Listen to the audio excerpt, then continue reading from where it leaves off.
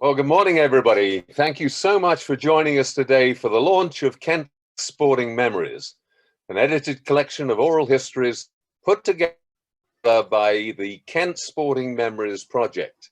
I'm John Taylor, and I'm delighted to be hosting this online event on behalf of Kent Sport. I'm looking forward to being in conversation with some of the participants featured in the book. I'm sure many of you are veterans of Zoom events by now, but some housekeeping before we begin.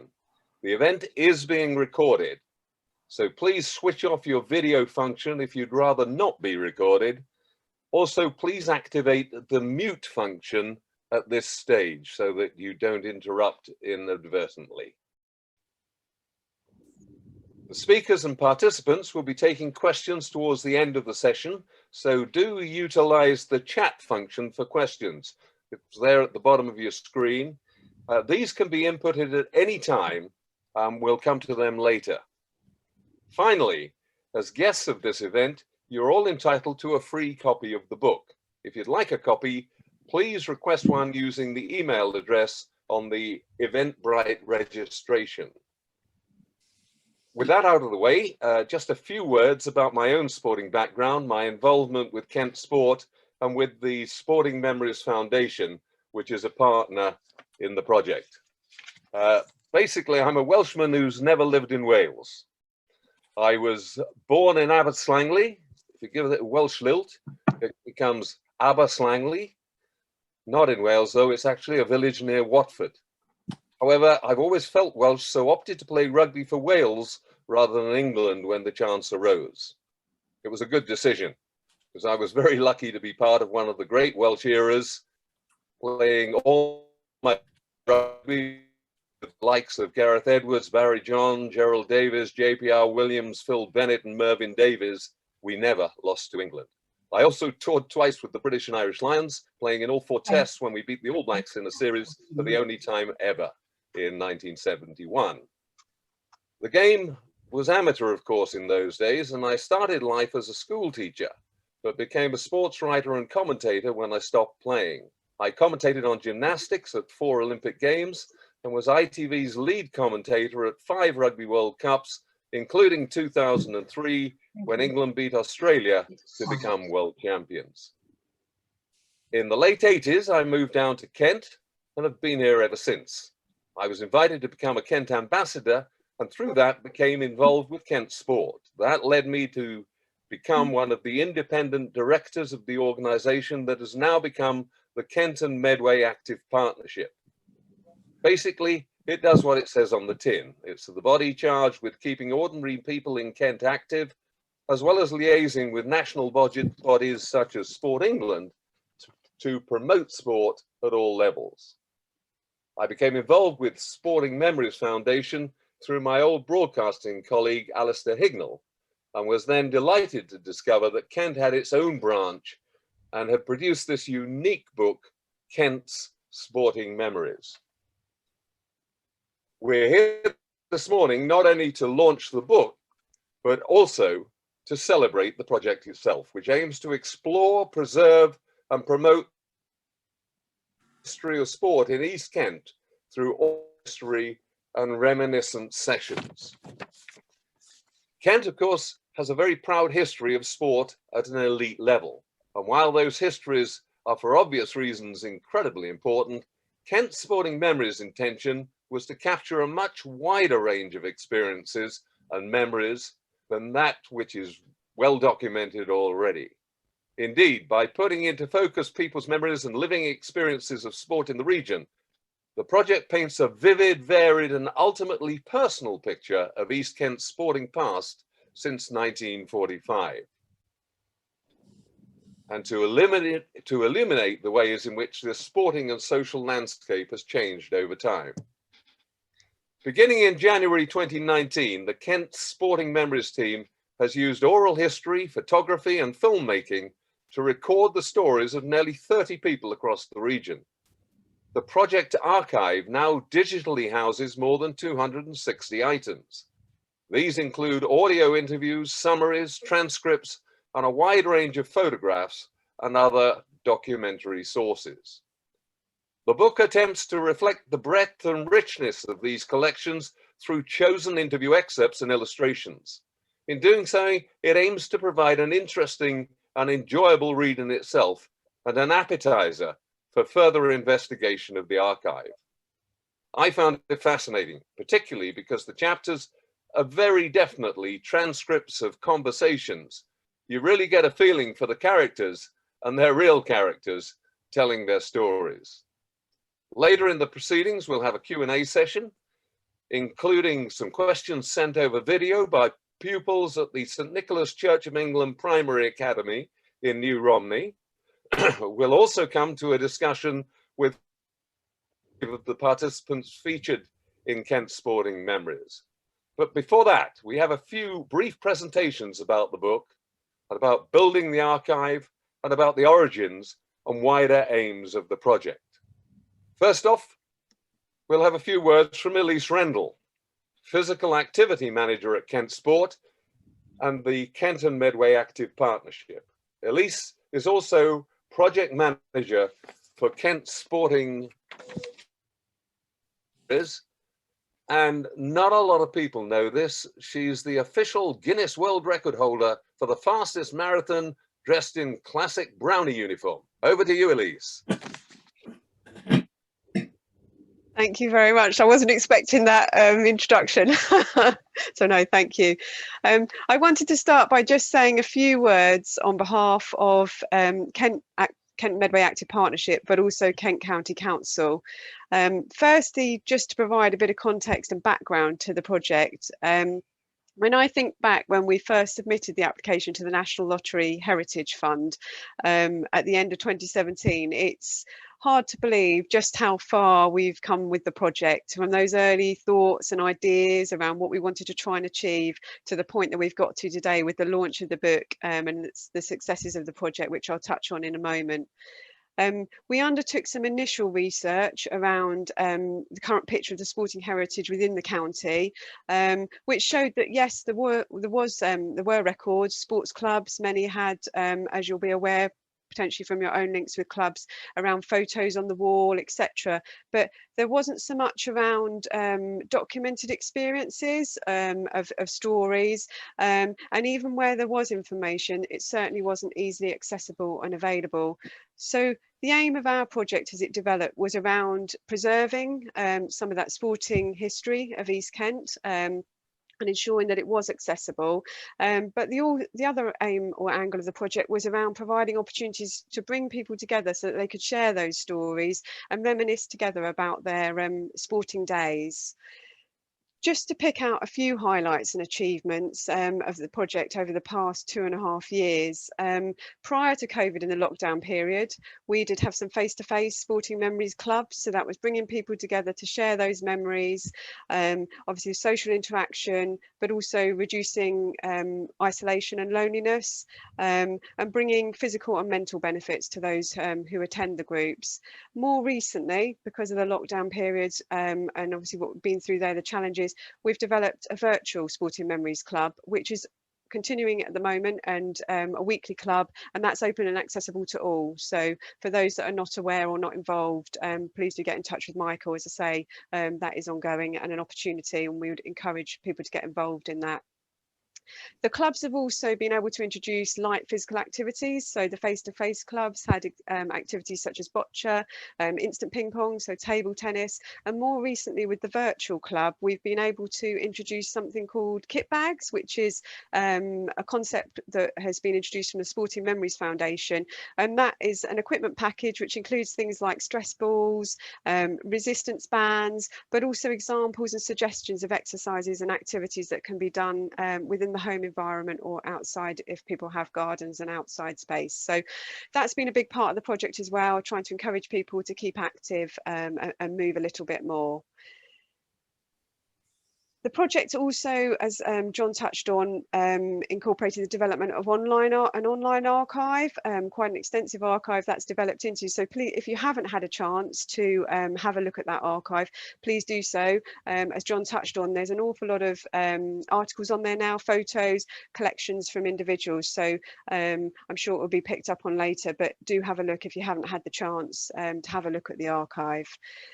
The project's also been a national award winner, well actually 2 awards, which was fantastic news when we heard that last year. It was 2 awards from the Community Archives and Heritage Group. The project was named as Group of the Year, which was amazing, fantastic, but also winner of the Contribution to Wellbeing Award. So we were understandably really pleased with that, and obviously all those that have contributed to the project, that award goes to you all. We are immensely proud of the project and what we've achieved in a fairly short time, a period of time, 2.5 years, which has obviously had challenges as well within that. And no doubt the book and the online archive will be a lasting legacy for generations to come. And that was one of the aims and one of the outcomes as well from the project, which, as I say, will certainly be achieved with the book and the archive. Finally, just to move on, almost finished, to a few thank yous. Firstly to Michael, our project coordinator, who's been absolutely fantastic in managing delivery over the past 2.5 years. It's certainly not been without its challenges, but you've stepped up, we've changed plans, we've adapted, we've moved things online, been able to focus on the production of the book during the lockdown periods, which we're obviously here to launch today. And the project wouldn't have been possible without the support of the National Lottery Heritage Fund. So I must say a massive thank you to them and the support that they've provided in order to deliver the project. We've also got a couple of key project partners, the Sporting Memories Foundation. You'll hear from Chris Wilkins in a moment a little bit more around the organisation and what they do.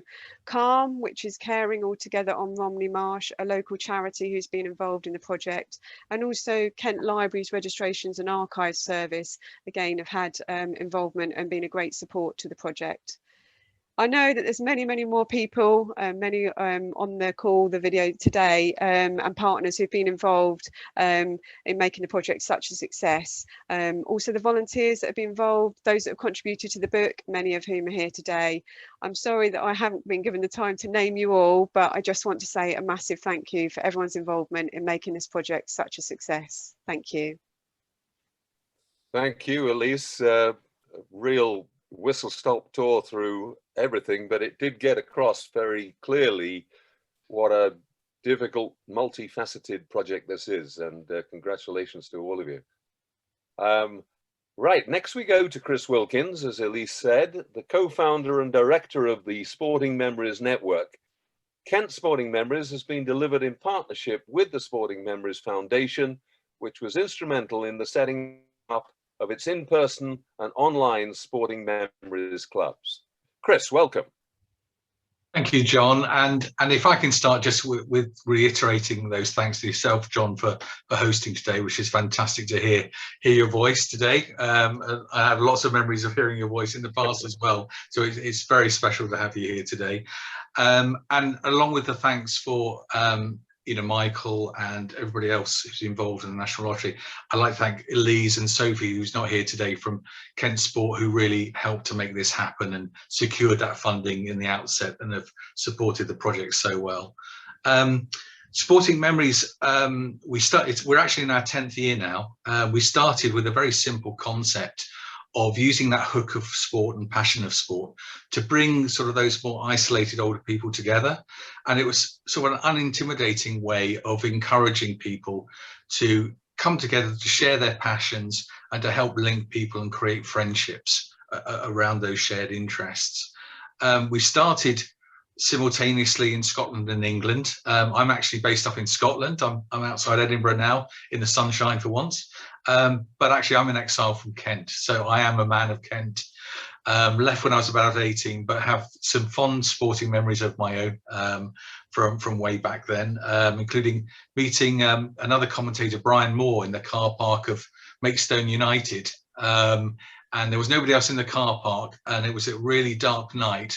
But we had a very short conversation, and Brian looked up at the stars and said, "Isn't it incredible to think there are 3 guys up there now as we speak during the Apollo mission?" So it's funny how sport and everyday life, you know, can come together in memories. And in terms of what we really try to achieve, we within our face-to-face clubs and doing the clubs online, it really is about bringing people together, and it's about improving people's happiness and mental well-being as well as their physical well-being. And I think part of what brings people together around sport is about sharing stories.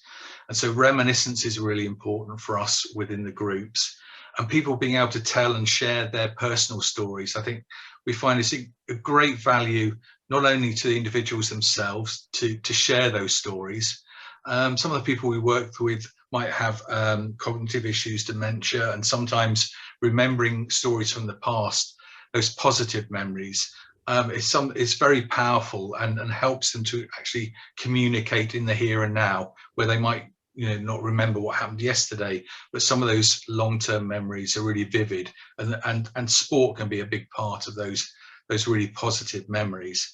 And so collecting these stories together, it's sort of tangential but also core to what we do, because allowing people to share their stories, but then those stories are able to trigger the memories of other people. So that's why all these memories we've collected here will have a lasting legacy. And because we're a network spread across the UK, and we even have a couple of clubs in Australia, you just never know where, like me, there could be an exile from Kent who now has access to these memories which otherwise would have been hidden. So, you know, I think this project has been wonderful in what it's achieved on the ground, but there's a fantastic lasting legacy.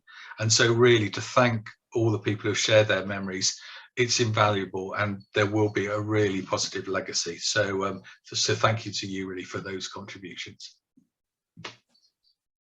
Thank you, Chris. And I can endorse, you know, what you've been saying. We recently lost John Dawes, who was the captain of the 1971 Lions. Sadly, he had dementia, but right up till a couple of weeks before his death, group of us would be regularly on Zoom with him, and there was no question that one of the things that kept him focused was memories. That he couldn't remember what happened yesterday very well, but he could remember what happened 50 years ago. And we talked a great deal, and it certainly helped him enormously. Well, lastly, in this section, a brief presentation by Michael Roman, who's coordinated the whole project, has been working on this for a very long time.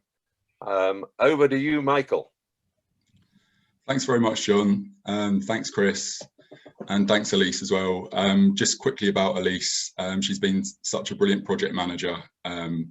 And as you've heard, the scope of the project extends much wider than the book, and Elise has really helped facilitate and support at every stage along the way. So thanks very much. And also Kent Sporting, the Sporting Memories Foundation has just been integral to it too, particularly with the setting up of the online clubs and the in-person clubs, which yeah, sadly aren't running at the moment, but you know, fingers crossed soon. A huge thanks also to everyone who has joined today, including a number of our volunteers and partners, so many of whom have contributed to the project, the clubs and the book over the last couple of years. As such, I'll spare you the comprehensive list, but thank you in particular to Graham Jeffrey, Errol Mills, Lucy Tomlinson, Becky Wilkins, Oliver Parkin, Jill Eagleston and Steve Wood. Lastly, but foremost of all, thank you to the participants. From our interviewees to our Sporting Memories Club members and all in between, without the participants, this study would not have been possible, and our understanding of East Kent sporting history and heritage would be much diminished. It's great to see a number of the participants here this morning. As one of the interviewers on the project, it has been such a privilege and pleasure to spend time with the participants, to hear about their lives, experiences and stories, and to play a part in raising their valuable personal histories into greater focus. After this difficult last year, in which other people's company has been in short supply for many of us, this sense of privilege feels even more acute, and indeed the importance of sitting down and listening to one another feels even more profound. Tied in with this last point, I want to briefly expand on what the Kent Sporting Memories Project is, and importantly, what it is not. Oh, sorry, I've forgotten to start my PowerPoint slide. Brief interruption.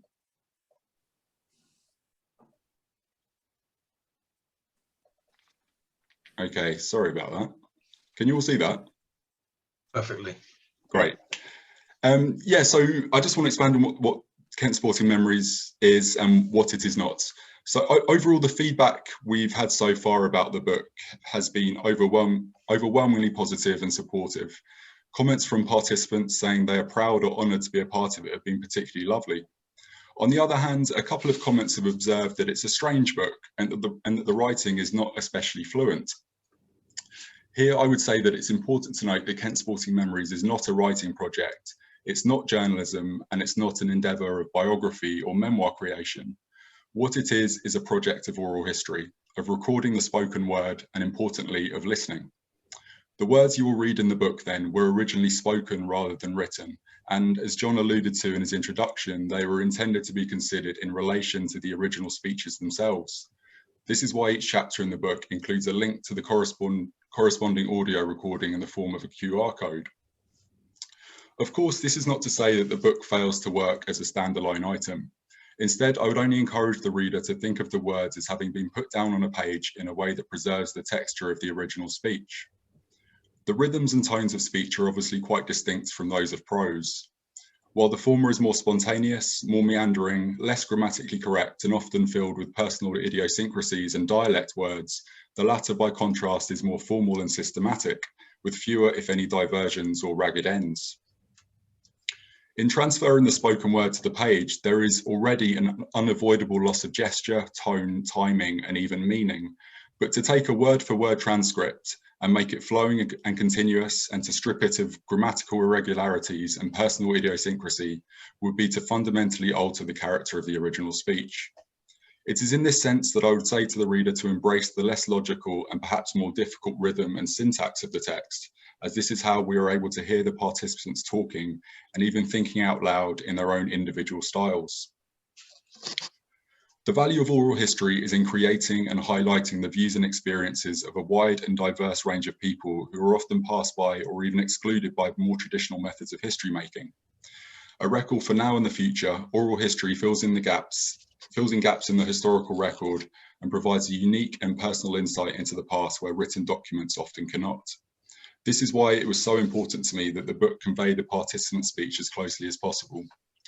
After all, it is their personal testimony, syntax and all, that provides us with the in-depth information and individual perspective that aids our understanding of the past. Now I'm going to turn briefly to some of this personal testimony.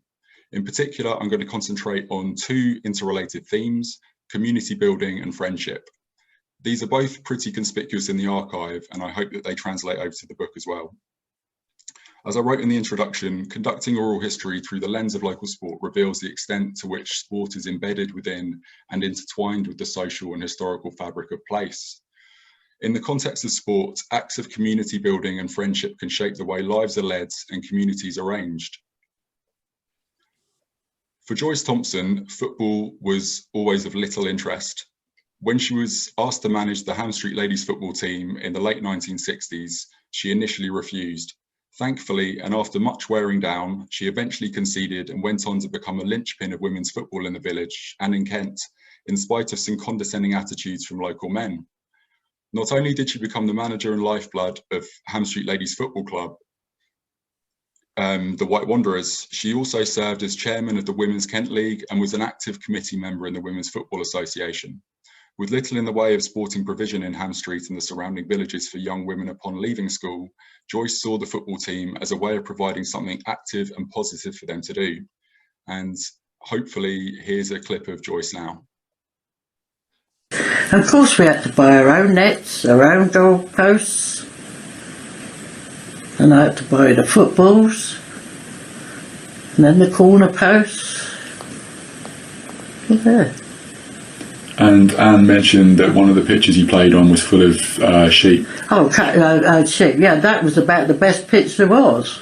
Oh, we had to have fishing nets along the field, because if the ball went in the ditch, you had to dig it to get it out with one of the fish nets. You know, it's not a part. I used to get some teams complain about sheep shit.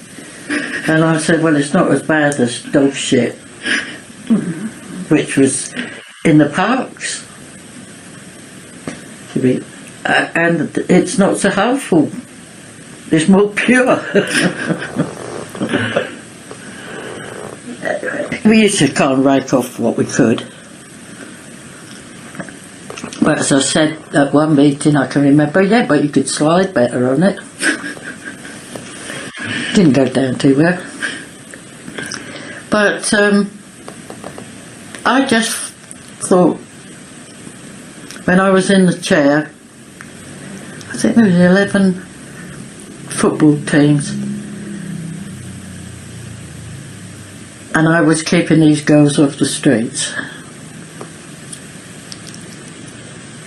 And also they were out in the either getting wet through or in all weathers. So to me, I feel as though I've helped, if not much, but at least they got them out in the fresh air and not stuck in a cafe somewhere and were getting up to mischief.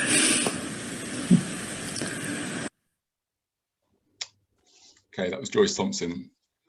For many young women in the area, the White Wanderers became a significant source of social participation and friendship. And as Anne Rutland might be able to tell us later, many of the women who comprise the team are still friends today.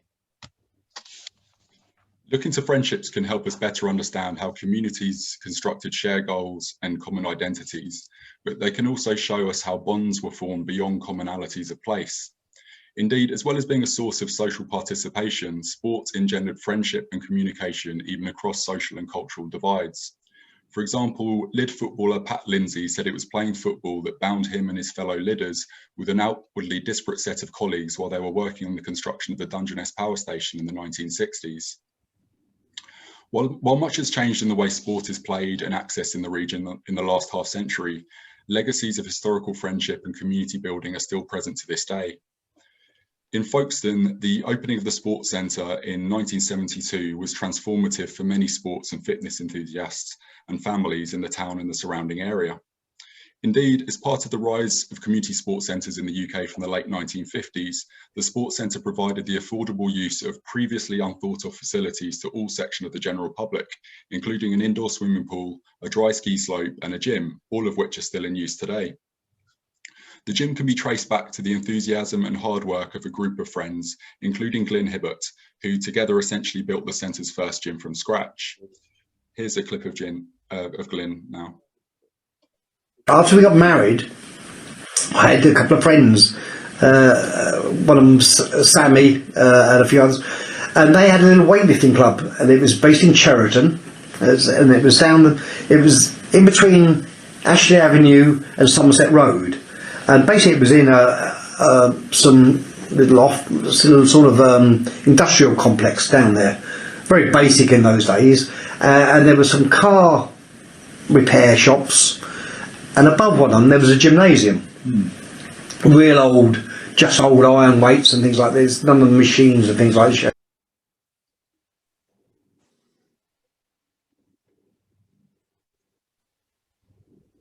The weight training and things like this down there. It wasn't the best place in the world to weight train because if they were spraying cars in the shop below during the day, breathing was a bit difficult in the evening up in there. I attended the gym there for a couple of years, I suppose, sort of 2 or 3 years. I really enjoyed it. And then Folkestone Sports Centre, of course, was opening. And so what we did, we moved the gym to Folkestone Sports Centre. And so downstairs to one side, we opened, a really big weightlifting gym, but it wasn't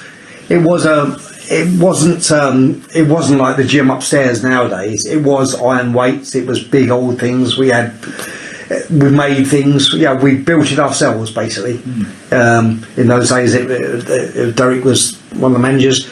We weren't given anything. We had some of the guys work, they were welders, so that they would make our squat racks for us. They would weld various things together and I'd pull up some, and we built the whole thing basically ourselves. And then weights and things, we'd go out and beg or borrow or acquire from various areas. We brought some with us. We sort of started the club up in that kind of way with weights, and it was really good. We had a big club. So much so that we actually decided to have a committee and things like this. And somewhere along the line, I ended up as the chairman. Do you remember how many people? Was there would have been 50 people at least during the week. Sorry if I pause that in the middle there. While the gym has undergone various changes and upgrades over the years, Glyn, who is still a life member and trustee at the Sports Centre, has spearheaded a number of weightlifting clubs, competitions and events at the centre.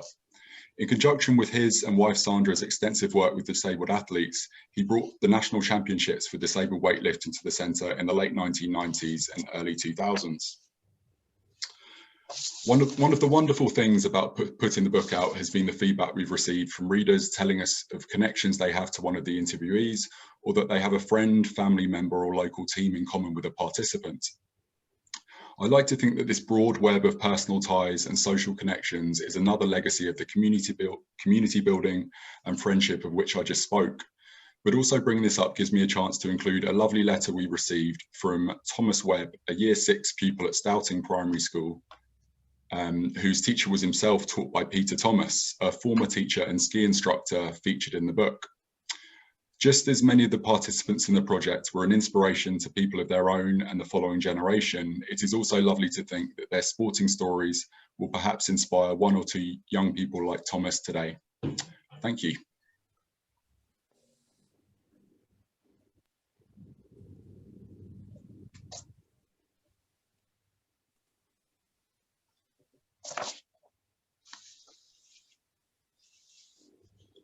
Sorry, are we there, Michael? We're there, I'm finished now. Right, thank you. Thanks a lot. Some wonderful photographs in there. I would love to be the hairdresser at Pat Lindsay's group, really taking us back. And what's fascinating to me about some of this, I mean, although I played, if you like, at an elite level, the ways of beginning, particularly in amateur sport in those days, were very same. You know, I kept having read the book through, lots of stories about playing as 14, 15-year-old for the village cricket team and so forth. That stimulated you. I began like that, playing with people, which was particularly relevant, I thought, who were sometimes 30 and 40 years older than you. Great experiences. And we've got now some of the contributors to the book who can join Michael and me in conversation about their sporting lives. Each of the participants gave generously of their time and memories for the project, and each of them feature in the book. Can I just check, you want me to introduce them all first together? Yeah, why not? Yeah. Yeah. And then we'll move it from there in the Q&A. Okay. Brilliant. Right, the first is Anne Rutland, a Ham Street resident. She almost didn't join us this morning due to her extensive commitment to bowls. Thankfully, she's here to discuss her varied sporting life and accomplishment, including playing for Ham Street Women's Football Club, the White Wanderers, who we've already heard a bit about from Joyce Thompson. Also from Ham Street, Sid Gittings was an accomplished football, cricket and table tennis player. Sid played a season for Folkestone Town Football Club in the higher echelons, but his heart was always in village sport. Incidentally, Sid also sits atop the leaderboard for the Kent Sporting Memories Club quiz. So a formidable opponent. Sport's been central in the life of our third panelist, Alan Bartley. Growing up in Dover, Alan was twice Kent School's boxing champion, weighing in at 6 stone 2 and 6 stone 8 respectively. The boxing stopped for Alan soon after, he saw sense, but it was amply replaced by years of football, tennis and bowls. Not to be outdone by Sid, Alan is currently leader in the Kent Sporting Memories Club Spot the Ball competition. Now, for somebody who, in her own words, hated sport as a child, Hilary Casey certainly went on to become quite accomplished at it. Hilary has been a member of Hythe Lawn Tennis Club since 1982. She was twice chair and is currently club secretary. The LTA's Volunteer of the Year in 2018, Hilary was also a life member at Folkestone Sports Centre and an integral part of the running of its ski slope back in the 70s. And finally, if you're passing the coast between Hythe and Folkestone, there's a good chance you'll see Mark Steeple in the water. In 2018, he went sea swimming every day of the year, and the pace hasn't dropped off much since. More than just swimming, Mark's turned his hand to pretty much every water sport. Back in the 80s, he was at the heart of Folkestone's surf and windsurfing scene. Welcome to all of you.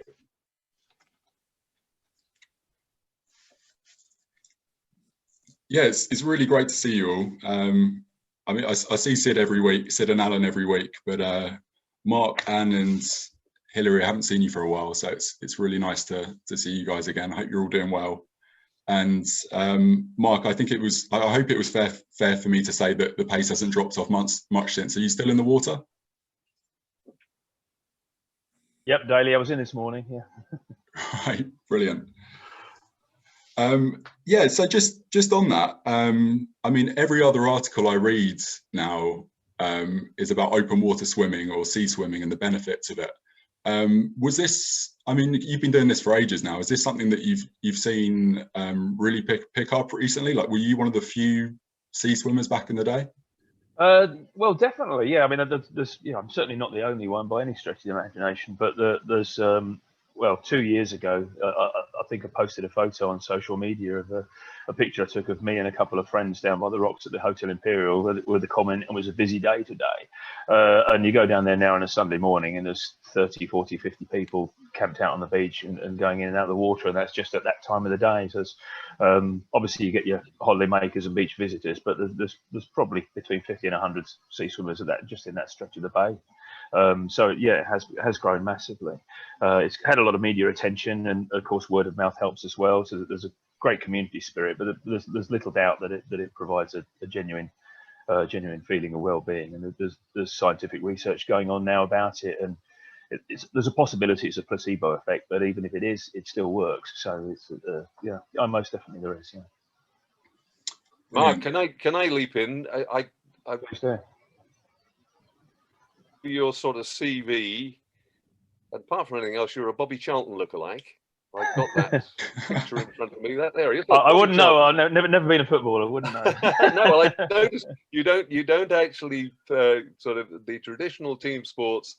Not something that get you, but you really wanted to be a beach boy. You should have been in California, shouldn't you? Not in Kent. Yeah.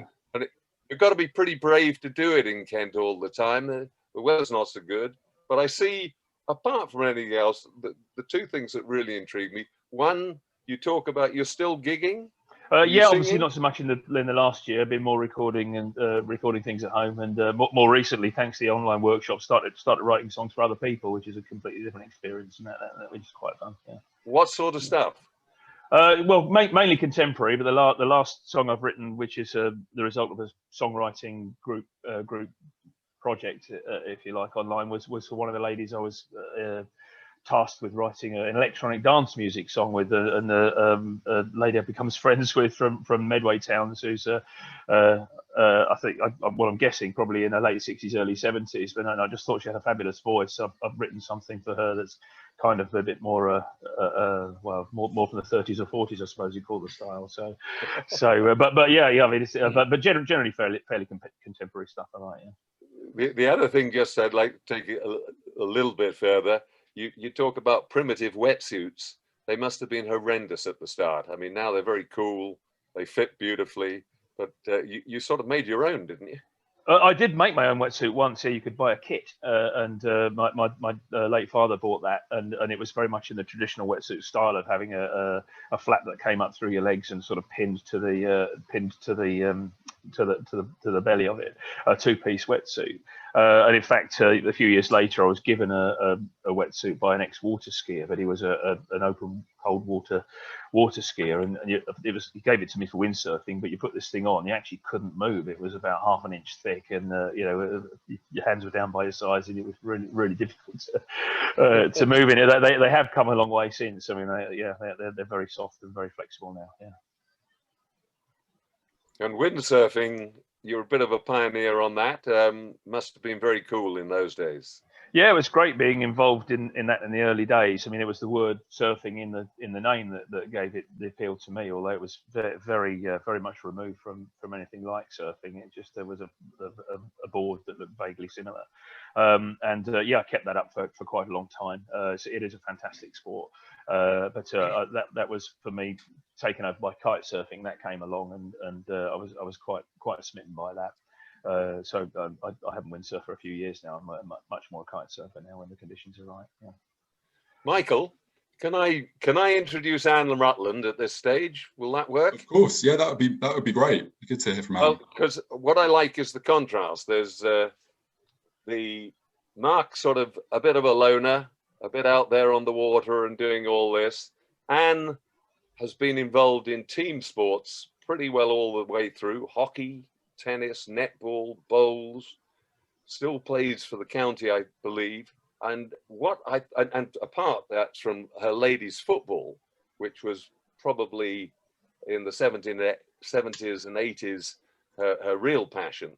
But I love the comment as I was reading through stuff that said would her husband was asked, would she take part in something for fun? And his response was, my wife does nothing for fun, but she'll play. So I gather, Anne, you are pretty competitive. Yeah, that's true, but fair. I mean, yes, we all like to win, but not by any means. I mean, rules are rules. And as you said, I've enjoyed sport all my life. And still very much into it now. I was doing at the time netball, and I passed my coaching for All England, and then unfortunately, probably through the football, had to have a replacement knee, and I was only 50. They didn't really want to do it, so my mum said to me, well, you've got to do something. How about bowling? And I thought to myself, yeah, right. It still had a bit of a stigma. So I went along for a practice, thinking, oh, I'll give it a go, keep your mum happy. But the thing is, the coach turned around and he said, cool, blimey, he said, you're a natural. And I thought, oh, don't say that. That means I've got to go again. But hence, I haven't looked back and playing for the county, so I'm quite honoured for that. And still as competitive as ever. Oh, of course. We played the England trio, because they come from this area. Very, very honoured for that. And we played them in the triples, and we thought, oh, we're going to get beaten here. But we managed to beat them. We then come up against them in the fours, and we thought, oh, we're going to get a trouncing here. But we beat them in the fours as well. So we're very, very proud. Yeah, very proud. Right. That's Shall we bring in a couple of the other people again, and then we can perhaps get it almost you talking, I hope. The one I was intrigued, Sid Giddings. Where's Sid? Because Sid, there he is. Yeah. What I was particularly intrigued about is you're a mate of Bill Day. Bill Day was an old colleague of mine at the Mail on Sunday, and played quite a bit of cricket with him. We used to have our own cricket team that would get out usually on a Monday, because for a Sunday newspaper man, Monday was the day off. That was our Sunday. And was a canny.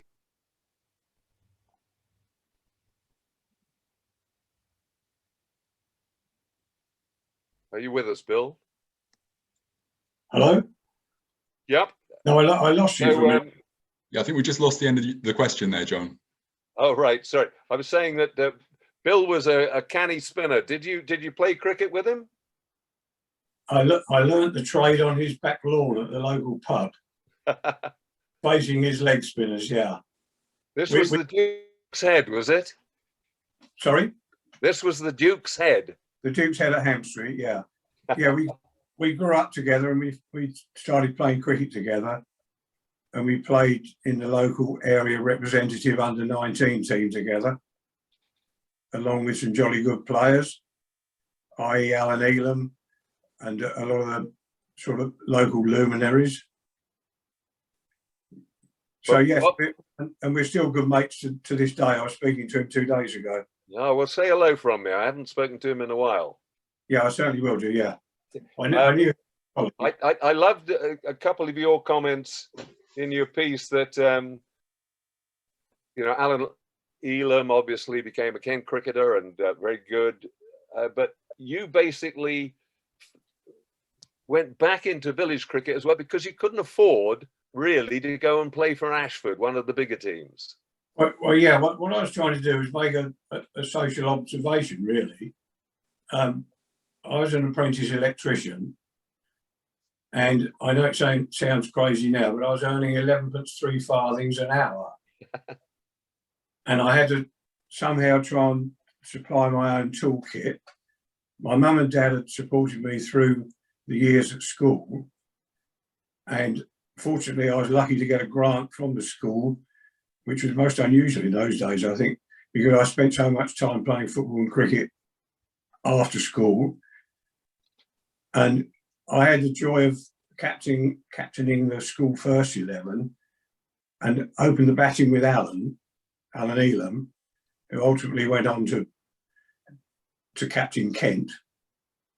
And it was an absolute joy. I can remember going to Lords to see Kent in the Gillette Cup final in 76 or 77. And there's Alan on the balcony. And we're a few years ago, we've been teammates at school, and we've been friends for all those years. And it's that's what you get out of sport, really. But Alan went on to play for Ashford, and I was just merely trying to say that it was difficult for us ordinary lads to break through. I never owned my own bat. So how do you turn up at a team like that without a bat? Another mate of mine, he lived up at Green Street Green, Metropolitan Kent, and he went for a trial for Kent, and he said to me he was the only person who turned up in black trousers. Well, I was just trying to point out, we've got grandchildren, we've got grandchildren now, and it was just a way of, so they got a record to look back and see how different it was. Unfortunately, I hope they never experienced similar sort of things. But I just wondered how much talent went awry. And I'm not saying I was talented enough to go on and play for Kent or anything like that. I don't for 1 minute believe I was, but I'm just wondering how much talent was lost because of that social situation. That's all I was trying to say. Yeah, I'm sure a huge amount. But the other thing that intrigued me was you saying that you got a grant from your school. That was presumably a little state school. You were a professional. Yeah, it was a secondary school. Yeah. Right. I never heard of such things. Yeah, it was a headmaster handout because I was always at school. I never caught the school bus home. I always had to catch the train home, and then off we went again on a Saturday and a Sunday. On a Saturday morning to play school matches, and that, as I told Michael, was where I first came across Pat Lindsay. To go back a couple of stages, I met him playing for the school at New Romney, and to this day, once again, we're still friends, and that's the power of sport. I also like the reference to Frank Hobbs in his Rolls Royce. Yeah, that was a bit of a tongue-in-cheek. Tell us about he was what, the benefactor of the club? He was sort of the chairman or whatever, was he? I think so, yeah. I'm probably misguided by saying that, but yeah, he was the local estate agent, auctioneers. It was a wealthy boy. Yeah, yeah. Just once again, I was just trying to make this point: how difficult it was for the ordinary lad to move over. Yeah, yeah. I used to go coaching at Canterbury with dear old Doug Wright, along with Alan Elam and various other people, and I would have loved to have moved on and played on the wickets that Ashford had rather than village wickets, which was a little bit of duck and dive cricket. But I absolutely adored village cricket.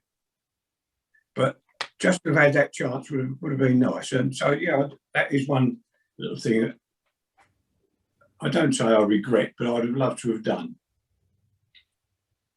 And it just felt out of reach at the time. Yeah.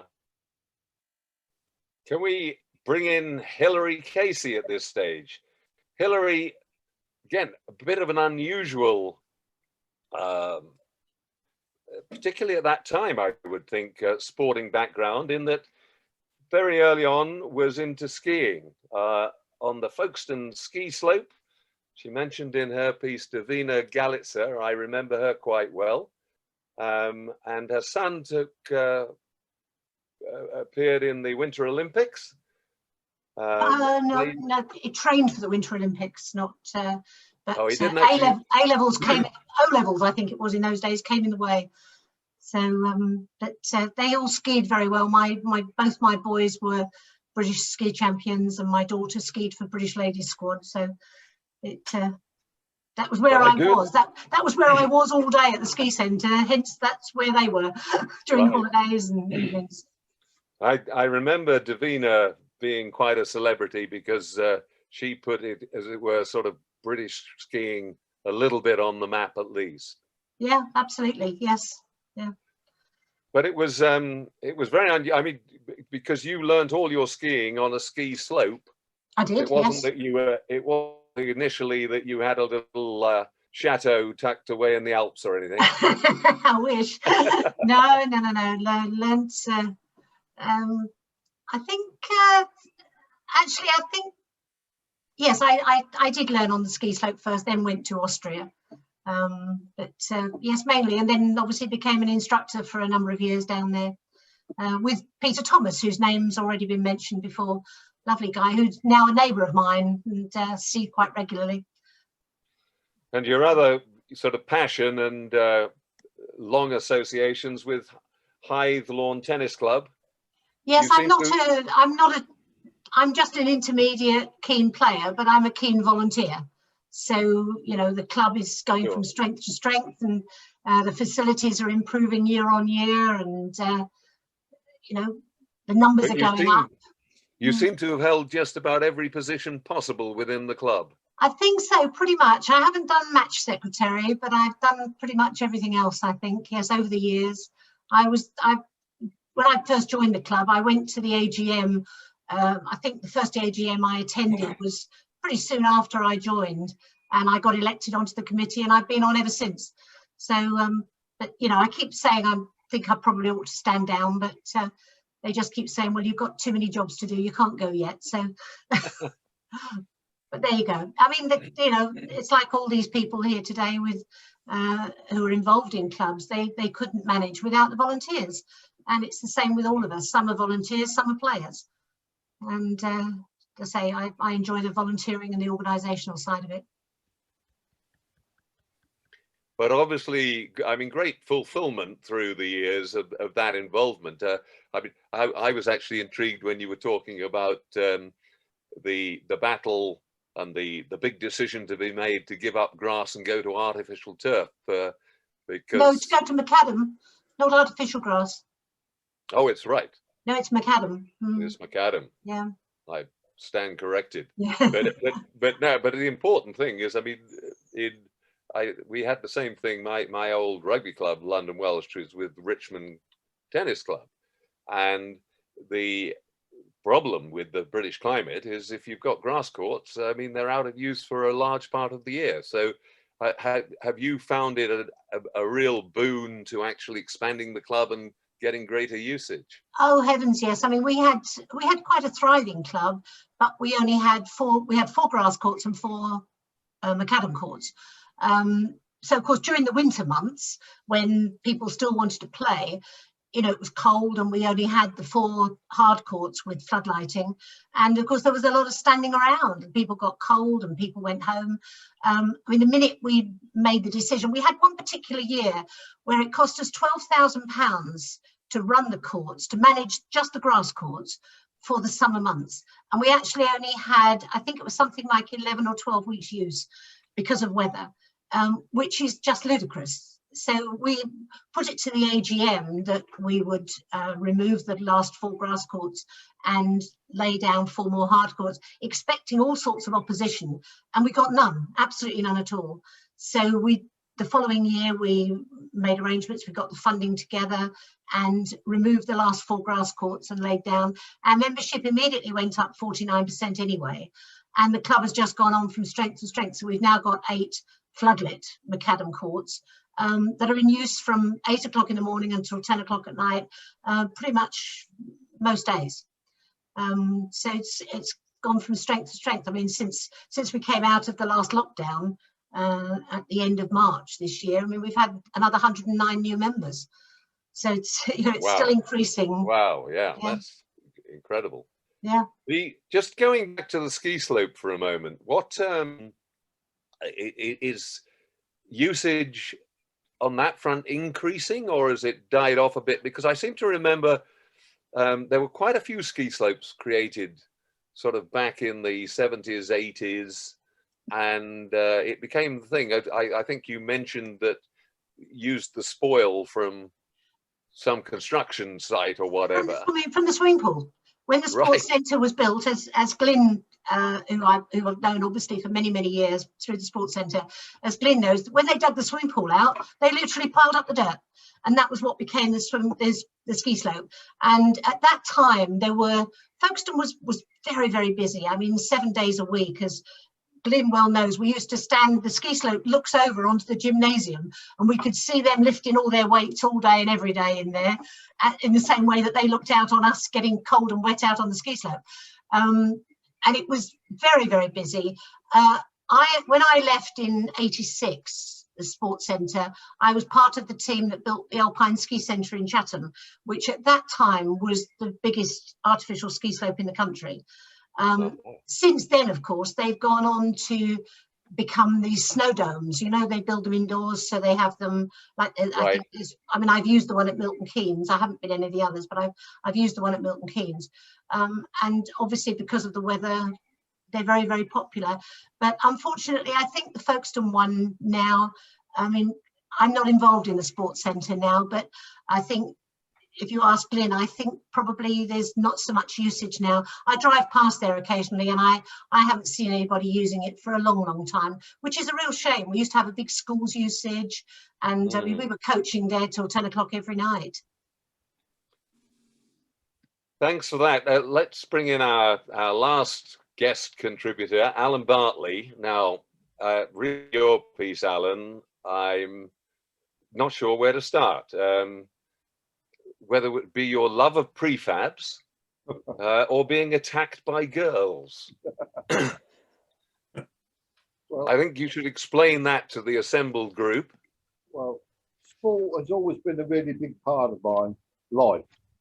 That's the main thing. And the being attacked by girls, we were playing in the Burton Cup final under about 11-year-olds at Barton Primary School. And we was in the final against Elsham. I always thought that was a bit unfair because we had to play on Snowgame's pitch, which was a full-size pitch. And as sort of young kids, we weren't really accustomed to playing on a huge pitch, and it was a tough environment, Elsham. And as we sort of got off the bus, Billy Big Time sort of thing, we were attacked by a crowd of older girls. and that was a little bit intimidating. So anyway, we lost 1-0, but I always thought it was unfair that we played at Elsham, on Snowgate football pitch for a cup final. But on at least a neutral ground. And was this sort of in the middle of your boxing career, or did boxing come a bit later? Boxing came a little bit later. I enjoyed boxing. I think it was more like dancing in those days. So right. 6'2", you know, but I soon packed it up when I put on a bit of weight and they really started hurting. This is not for me. It was powder puff stuff when you were very light and they were very light, but then you posing and prancing and yeah. And the, as I say, the other. I didn't catch that. I'm sorry. John, are you there? I said the other bit that intrigued. Are we there? Yeah, all good. The other bit that intrigued me was your love of I remember them straight after the war. I'm sorry, it's breaking up. I'm not catching it. Right now, and with me. I think John was asking about the prefabs, Alan, and you grew up in one, didn't you? Yes, yes, on the council estate, yes, yeah. But you loved them. Well, it was so modern. Everything was electric. There was built-in ovens, fridges. You know, everything was self-contained, and a bit of snobbery there. I lived in one of the sort of white aluminium ones, and there was also sort of brown cardboard ones. We thought we were superior in the white aluminium type. My memory of them is that they were, I think, the ones round where I lived were found to be full of asbestos. Well, we've never heard about asbestos until a lot later. But the a lot of tennis then in your later life. Yes, we went through the whole lot. You know, a group of friends stayed together really, from football and cricket on to tennis, on to bowls. You know, as we got older and slower, we changed sports. That's what it was. Michael, I think you want to pick up on one of the other hobbies that Alan's got. That's right, yeah. So Alan is a keen poet and a very accomplished poet as well. And he's written several with a sports-related theme.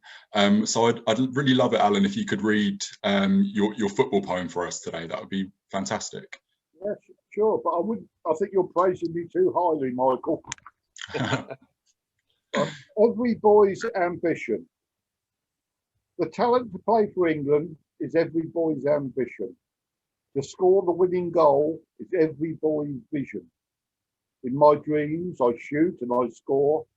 From the packed terraces erupts the mighty roar. With thousands of supporters screaming my name, I run to the stands to receive their acclaim. I see myself punching the air triumphantly, with all my teammates chasing after me. But I'm afraid all this must remain instead, just childish dreams inside my head.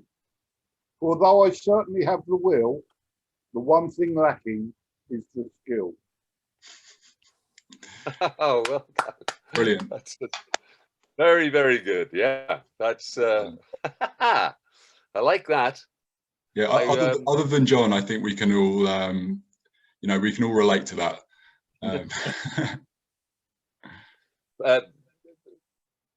Michael, pick up and carry. I'm sure you've got some questions too. Yeah, I just had a couple more. Seeing we've got Glenn here, and Glenn, I hope you didn't mind me sharing your clip on the PowerPoint. Great, and Hillary's here too. Because Folkestone Sports Centre features so heavily in the book, I just wanted to ask you, and if Hillary's still there, what Folkestone Sports Centre meant to the town. Like, you know, what did it mean to you as a sports enthusiast? Well, everything really. We had very basic sports facilities before, and it was a chance to bring everything together. It also gave everybody a chance of doing different sports.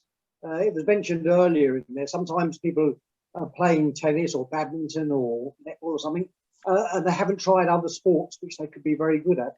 That's something I found in my sporting life, that you do find people who are in a sport, but they really would do much better in a different one. So it's going really well at the moment. To touch on what Henry mentioned earlier, they're resurfacing the ski slope as we speak. So it is back in popularity. It's being used quite a lot. They do a lot of sledging and things like this on there. And alongside the ski slope now, they've just built a high ropes section. So you can go climb through the trees and things like this. And I'm 75 on Saturday, and I've been volunteered to go and do this on Saturday. So we'll see. But yeah, the sports centre. Obviously, we've all suffered from the last year from the pandemic and things like this, and just not been able to do things. But we're gradually opening up now. The swimming pool's back open, and Sandra, who's not watching here now because she's just been playing badminton, so she's just come back after playing badminton, trying to get changed. So yeah, no, things are going really well down there. Fantastic. And Sandra's in the book. She speaks a bit about her badminton there.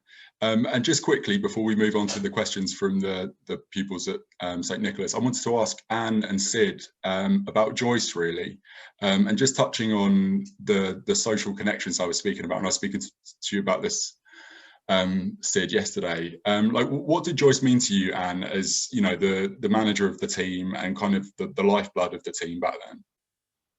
Yeah, we really looked up to Joyce. She supported us in every way. We were a little bit mischievous at times, which I think Joyce put in her book. But as I said, it was mischievous. There was never any malice or anything like that. And she supported us all the way. I don't think that I would have stayed in the sport if it weren't for Joyce. Yeah, and Sid, you know Joyce pretty well, don't you? Yes, I lived 3 doors away from her when I was a little lad, and her grandparents owned the houses where we lived in, and she's always been a larger-than-life character. And I can remember her looking after the White Wanderers because I was involved with the local football team at the time, the men's team. And yeah, she's a good lady. She put in an awful lot of work looking after those girls. Yeah. I'm still in touch with Joyce now. She's just moved, and I have kept in contact all this time. Yeah, those sort of people are the lifeblood of local sport. And wasn't there an incident with your trike or something, Sid? The nasty woman. I had a little wooden trike and she broke it. I've never forgiven that woman for doing that. Even to this day, if we meet up, we still talk about it and have a laugh about it. Part of the part. Brilliant. And yeah, I think that, you know, with all the participants, I think, you know, you talk about 6 degrees of separation. I think there's, you know, 1 degree of separation or 2 degrees of separation between all of you. There's so many links between you and different clubs, and it's really amazing when you look at it in that sort of perspective. But John, back to you. I think we're going to move on now to some more questions. Well, I mean, thanks to all you guys very much for coming in and sharing with us. I'd just like to ask one question of you all. How many of you had a Welsh PE teacher? 1, 2, a couple of hands go up. The funny thing is, we haven't heard much about rugby, but I mean, Kent is actually a pretty active rugby county. And the funny thing was, I get various invitations, and you'll think, well, how does he know that and that? And there, the Gareth Lewis or Thomas Morgan or whatever. And it seems that the whole of Kent school sport at one stage ran on the back of school of Welsh PE teachers. Just a little aside. Right, so having gone there, it's really sort of, as I say, huge thank yous to you for joining in. We get a flavour there very much of what Michael was talking about earlier, which is that it is an oral history, and one can keep filling in little bits that weren't there as part of the original conversation. And one of the other things that comes through is the immense sort of service that various people have put in down the years to sport in Kent and to keeping people active. So really, Michael, we want to move on now, I think, to the questions from the school. Yeah, that's right. Carly, you've got the videos ready.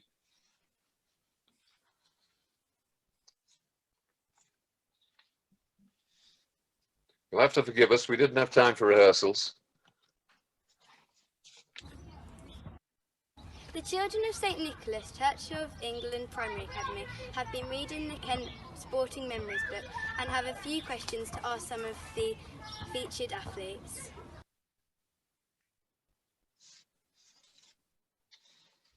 Just checking you guys heard that first one, yeah? Yeah.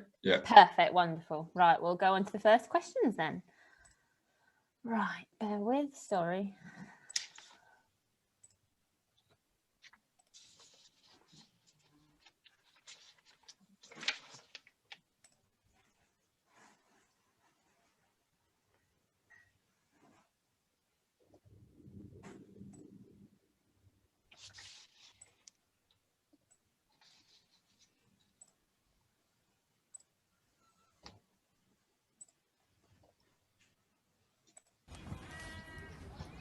Hello, I am Bogla. I swim for the Hive swimming team and also enjoy playing football. I have some questions for Mark Steeple. Who is one person who always stuck by you throughout your career? What inspired you to be an open sea swimmer, and why do you prefer the sea and not a pool?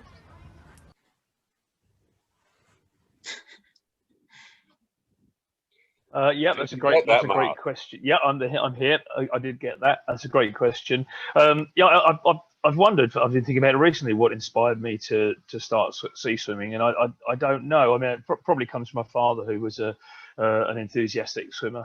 He was in the armed services and then later in the police, and used to drag me down to the beach even when we lived inland to go and swim in the sea. I just, for some reason, always had a fascination with the water and been drawn to it. Perhaps the sense of adventure as well as the swimming itself.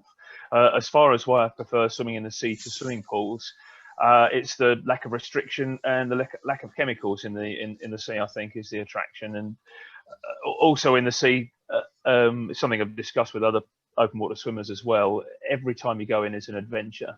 And in the last, say, 5 years, I've been in well over a couple of thousand times. I mean, almost every day without fail a year, and during the year, and sometimes a couple or 3 times a day. And I can remember dozens of specific days when I went in. Either the water was particularly cold or particularly clear, or it was very rough, or like the other day it was misty. I lost my bearings completely, found myself heading out to sea, and it's just different every time. Every time's a new experience, so that it's not just the swimming. There's an added dimension to it, I suppose. And the other question was, who's always been there beside me? Well, I'd say nobody really. Well, again, one of the attractions of it. I mean, I love that other people swim. In fact, you were asking about the numbers earlier. It occurred to me afterwards. I set up a WhatsApp group a few years ago, and it was literally for myself and a couple of friends to organise between us what time we were going to meet to go for swimming. That group's now got in excess of 90 people on it.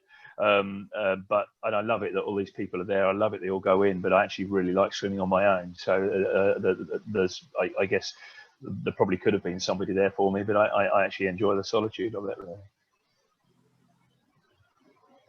Great, thanks, Mark. I think we've got some more questions now.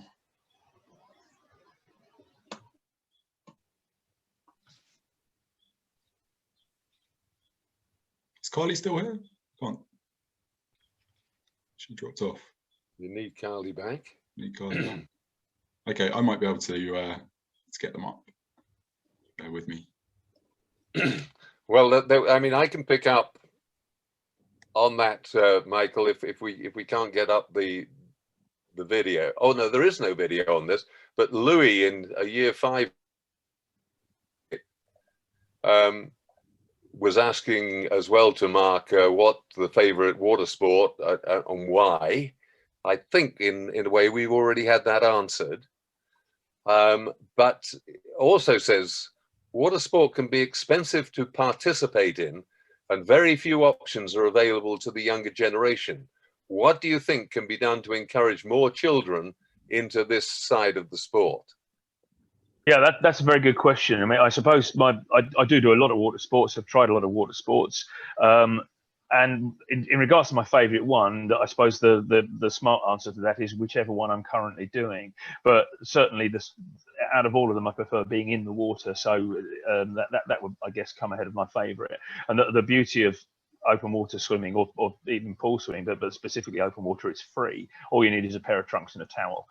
So there's very little equipment necessary, and everyone's already got a towel, I would venture to suggest. So there's very little equipment necessary. So that would be the most accessible one, really. And yeah, some are prohibitive. I mean, windsurfing, you can spend an enormous amount of money. At one time, I was involved in water skiing, although actually a very simple thing to do. The hardest thing about water skiing is knowing somebody who owns a speedboat. So that's a very good question, and certainly cost can be prohibitive. But swimming, there's very little cost involved in it. Brilliant. I think we've got Carly back now, so we've got some more questions. Hopefully we've got Joseph coming up. Apologies all. Just when my time came, my internet dropped out, but I'm back now. Right, here we go. I hope we're going to have Joseph with questions for Sid. I have won lots of medals and trophies. My granddad used to play cricket with you, which I think really cool. I have some questions for Sid Gittins. What is your favourite memory of your football career? What farm did you used to work on? What position was your favourite in football and cricket, and why?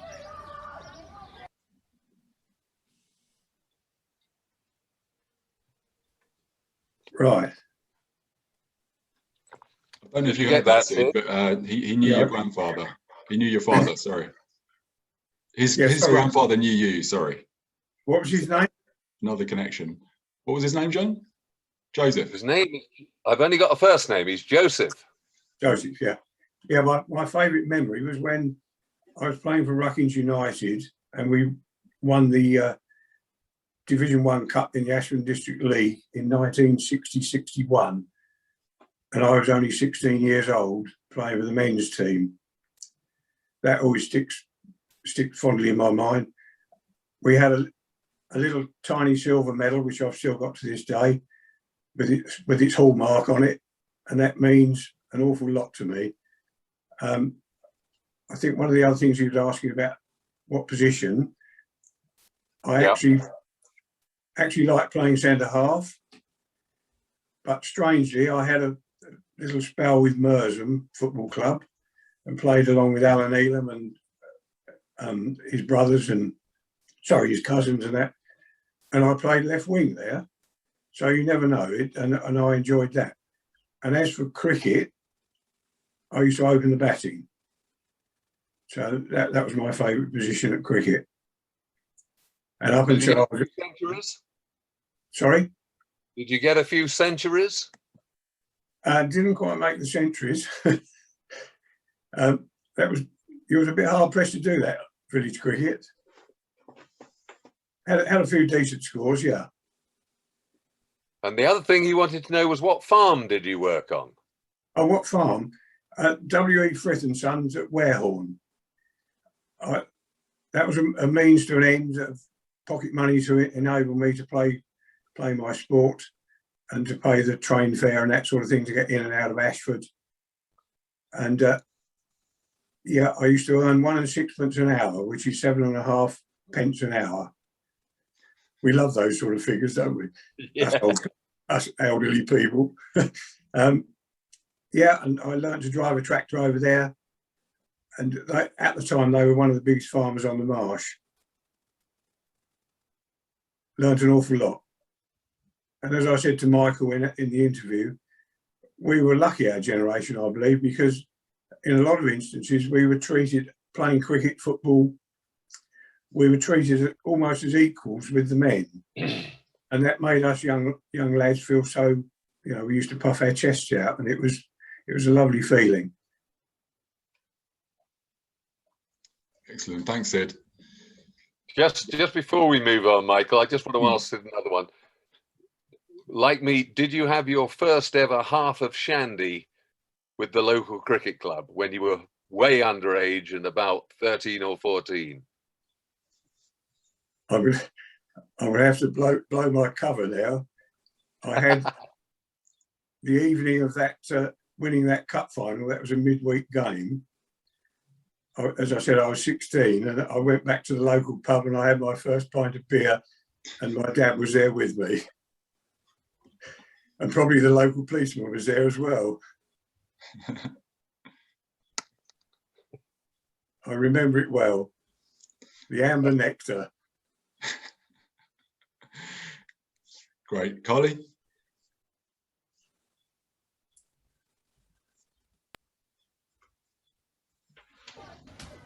I'm Maya. I'm a gold level athlete and enjoy running 5Ks.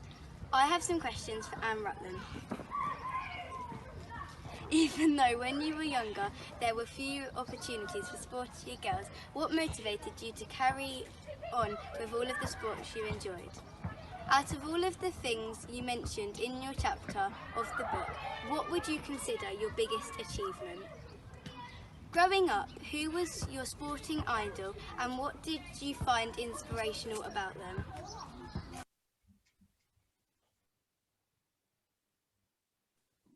I'm sorry, I didn't quite hear that about, I know it's growing up with football. Who was my sporting hero? Yeah, shall I pick up there? Yeah. What first question was, even though when you were younger there were few sporting opportunities for sportier girls, what motivated you to carry on with all those sports that you pursued down the year? So that's the first one. The first one obviously is enjoyment. Enjoyment is the biggest part, although I'm very competitive, as I think you've all picked up on. I think the biggest thing is competing, to be honest, as I said, by fair, and no matter how good you are, there's always someone better. So you just push yourself to the next limit, really. And out of all the things you've mentioned, what do you consider your biggest achievement?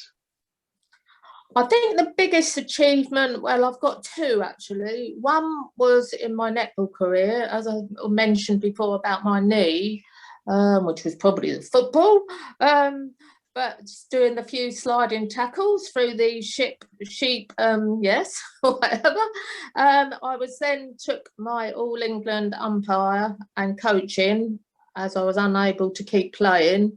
And Bennington School asked me if I would take up the coaching and umpiring for their games. And back in what you're looking at, 25 plus years ago, I very jokingly said, well, yes, but you realise I charge £50 an hour, and they didn't even blink an eyelid, and I think, oh, damn it. But I couldn't take up that opportunity because, as I said, I'd had my knee replaced, and I was advised that I could have done the coaching, but I like to participate as well. And standing on the sideline, just giving instructions is just not me, I'm afraid. And the next one, as I said, well, I'm not sure Maya will remember who it is, but her final one was, who was your sporting idol?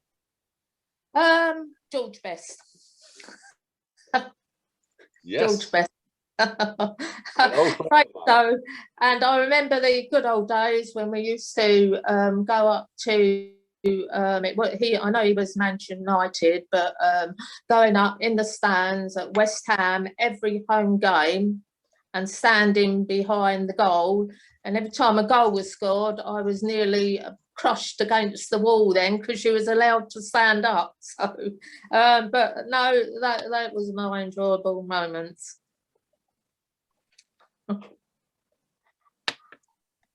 I think that's the questions answered, is it? Was there any more? That's that. My own trumpet here and coming. I beat George Best in the Postmasters Superstars.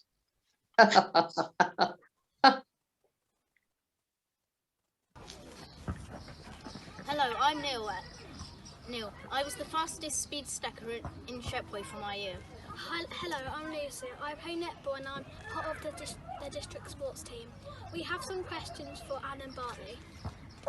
Out of all the sports that you have played, what is your favourite sport and why? What advice would you give to young children that went to play sport and at a high level? You went to Egypt with the RAF. What was it like swimming in the Suez Canal? You said at school you had a good teacher who taught you how to box. What did he do to help you, and why do you think he was so good?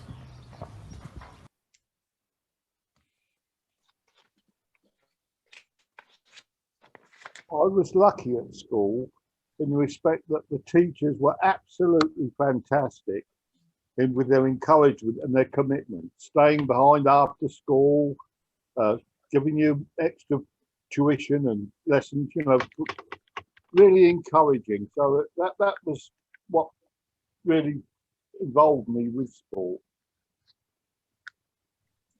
I think the other question was, what was your favourite sport, Alan? Well, the sport I was doing at the time. Right. You know, that's the only way you can do it. You've got to give full commitment to whatever you're doing at the time. And any advice for young people? Try everything. Yeah, that's a good one. Yeah. And then I think we're on the last set of questions now.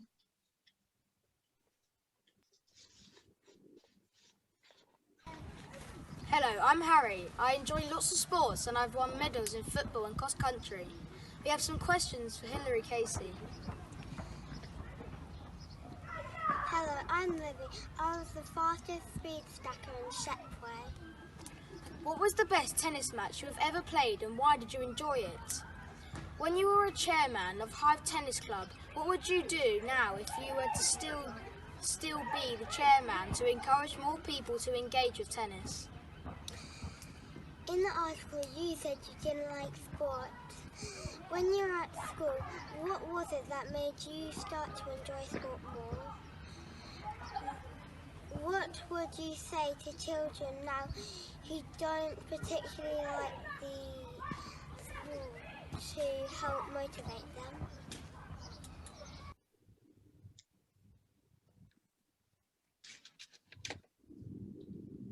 Michael, are you going to explain speed stacking, or shall I? I'll leave it to you, John.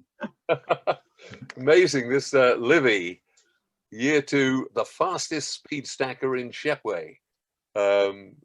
It's amazing. I had not a clue about it. Neither did Michael, he confessed. But he found a wonderful clip on YouTube, sent it to me, and it is a junior Olympic sport. And basically it involves various configurations of stacking upside down cups. It's incredible. I mean, they are so skillful at it, it's unbelievable. And I can't really still get my head around that it's totally a sport, but it's fascinating. It's well worth a look, I promise you.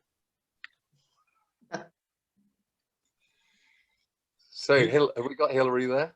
Yes, I'm here, yeah. Best tennis match you ever played in and why? Well, as I said, I'm only an intermediate club player. I'm not a top player. I don't have any aspirations like these people. However, the one that sticks in my mind was just after I joined Hyde Lawn Tennis Club. Again, I was an average club player, and I played in a tournament, and I was drawn as a singles player against I just saw a name on the board, and it was Abigail Tordoff. Now, a lot of people in this area would know of Abby Tordoff.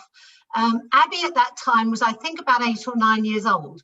She walked on the court and she had a baseball cap, which she was so tiny, when she turned her head, the baseball cap stayed where it was, you know. She could hardly lift her racket.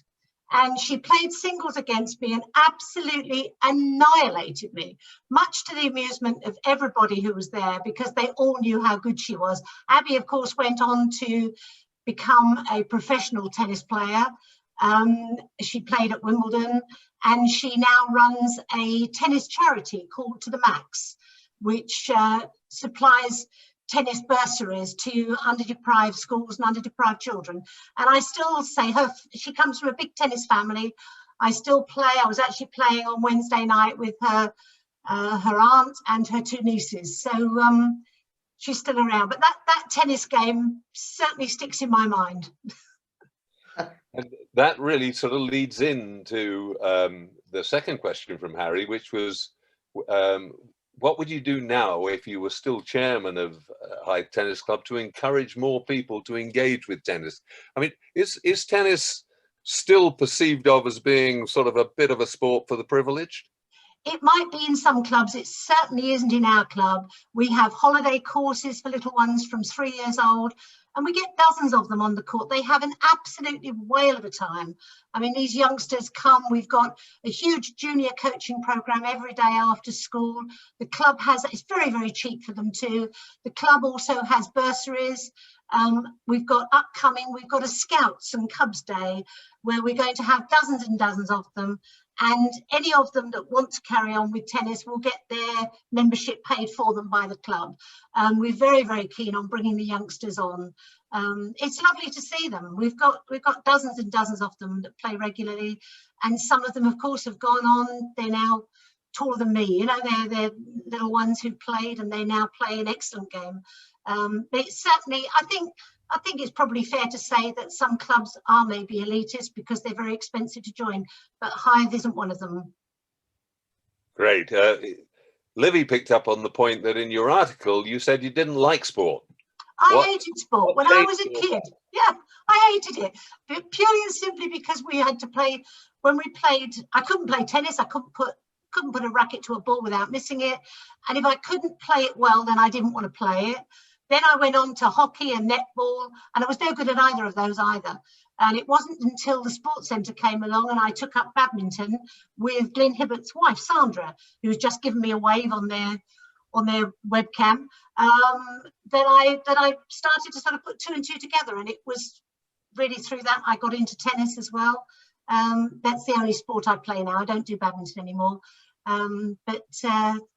As I say, I really didn't enjoy it when I was at school, I have to say, partly because of playing in the cold and the wet and the wind. They didn't have the sporting facilities in those days that we have now. Didn't have indoor sports facilities other than, I think it was called Pirates, wasn't it? I think a lot of people on this call would probably remember Pirates. Do you remember? You used to put all the gym equipment, all the benches and things around the school hall, and you had to climb around on it. We didn't have any other indoor sports at all. It was just hockey in the pouring rain and the freezing cold, and netball that I was no good at, and tennis that I hated at the time. So, but the youngsters nowadays have so much opportunity, and it's a shame for those that don't make the most of it. Well, I think you've answered the final question, which was, what would you say to children who don't particularly like sport to help motivate them? Well, really, you've covered that by, I think that was quite inspirational in itself, and it's sort of partly finding your own niche, isn't it, and then pursuing it. It is. I mean, at Hythe we're right next to the cricket club, and they have a lot of junior cricketers there. I mean, I'm not involved in the football side of it, but my daughter-in-law's father is heavily involved in football, and they have a lot of juniors. So it's lovely to see all the youngsters coming on, but I think it's up to clubs to make it very accessible for them, very reasonable financially. If you're going to have coaching, obviously there's going to be some cost involved, but to try and keep it as accessible as possible to as many youngsters. And certainly as a club in Hythe, we teach in a lot of the local schools as well, and you know, they enjoy it, and we get a lot of funding from other sources as well, which pay for that, so the schools don't actually have to pay. So it's you know, I think it's a good thing. Right. Lovely. Well, Michael, I think we're sort of there. So unless you want to add anything in, I'd just like to finish by saying a huge thank you to everyone who attended and took part in this morning. Hope you enjoyed it as much as I have. you learnt a little more about the significance, even the centrality of sport to the historical, social and cultural makeup and identity of the region. A final reminder to please get your hands on a copy of the book if you haven't yet done so, and to engage with the project archive. That's all from me. Really enjoyed being involved. Thank you for inviting me. And I'll just ask Alan a question while we're here. Is he still playing bowls? I'm still trying. I haven't played this year because of all the lockdowns and things, but I intend to. Oh, right. What club do you play for? Well, I'm Sandwich. Oh, right. Oh, because we do friendlies with Sandwich and that way, deal. I play for the Ashford Rail. Oh, yeah. Yeah. We might meet sometime then. I hope so, yeah. I might be able to give you a trashing as well.